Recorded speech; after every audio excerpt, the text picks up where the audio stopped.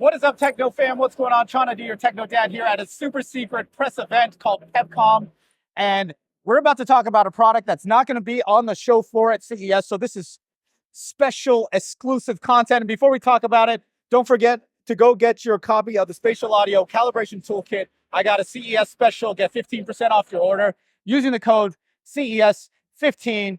And I am here with Ken, the CEO of Pivotal, and they've got a aircraft that I could fly. So Ken, how are you? Good to meet you, man. Thanks for coming by. Oh, for sure. Thank you so much. This is the coolest thing at the show. This is the Pivotal Helix. Give that at that. Pivotal Helix. The Pivotal Helix is the production version of the Blackfly. The Blackfly has been in development for 12 years. Over 24 of them built and flown, over 21 operators trained. And now we're moving to low rate initial production with the Helix, which is informed by all these years of testing, 6,500 test flights, 35,000 miles flown through the sky. All right. So Ken, I love what you're saying, but my viewers want to know, how am I not going to die flying this thing? Everything about this aircraft, safety came first. Okay. Everything in the design. The flight controls, first of all, simplify flight controls. They're triple modular redundant. You got 3 computers running at all times that are doing your flight controls. When you do a joystick input,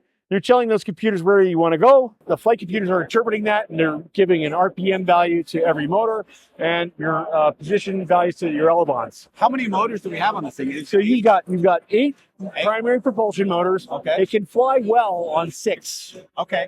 Now, it can fly well on 6. So if you were to lose, you assuming that 2 of them are going to fail? Or? Absolutely not. Absolutely not. Okay. That's what redundancy. Talk me down off the ledge. That's what redundancy and fault tolerance is all about. Okay, redundancy. Okay. So if you were to lose a motor and that failure was detected, the system's actually going to shut down the polar opposite motor all by itself.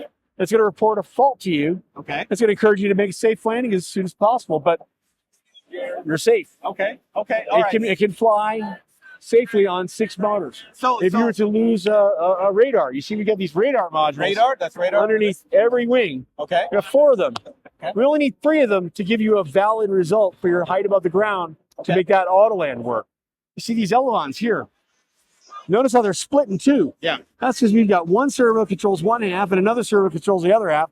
If you lost the servo motor, you're still going to have half your control values right there. Okay, great. It's going to be very flyable. For some reason, all those decades of engineering that went into these redundant systems didn't work out. They didn't rely on a parachute. It is manual in terms of how it gets actuated. Got it. Okay, so as far as if everything goes good, what's my flight time, distance time on a standard charge? Now you're going to be able to fly about 20 minutes or 20 miles. 20 minutes or 20 miles.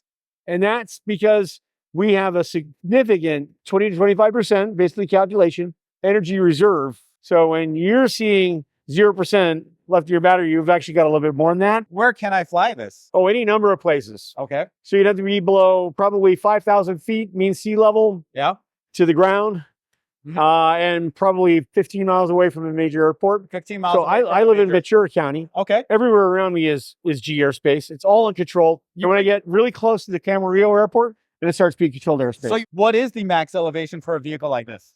Well, so this is an ultralight. So you don't want to use a lot of energy just climbing and getting high up in the sky, because then you use a lot of energy climbing down. So we train all our operators to fly about 200 to 500 feet above ground level. Okay. Now, as you cross a valley, maybe you could go 1,500 feet above ground level, what have you, to maintain a level flight. But you don't spend a lot of time at high altitudes because you don't need to. Okay. But if you're flying for fun, you're just going to be further away from all the landscape you want to look at. Right, of course. Okay. All right. So brass tacks. How long would it take me to be able to fly this thing is what they want to know. How good a drone pilot are you? I'm pretty good. I'm pretty good at video games. I'm going to give you more than 1 week and less than 2. More than 1 week, less than 2? Assuming, yep. Oh, see that? Hey, I want you guys to let me know in the comments. If you want me to fly this thing, we'll make it happen. Okay? This is what I'm talking about. They're going to be training me. Maybe if you guys comment, fly this thing, then they will train me. Okay? So, well, you know what else happened today, though? What happened today? Tell me, Ken. Our website went live. Yes. And you can now reserve one. You can reserve one. So after 12 years of development, now for the first time, you go to pivotal.aero and you can reserve yours. Our first customer shipments of a Helix is going to happen in June. June of 2024. In June of 2024. And oh, by the way, we've already shipped a handful of the black flies to private owners. Okay. It's happening. Wow. Well, you heard it here first. The Pivotal Helix.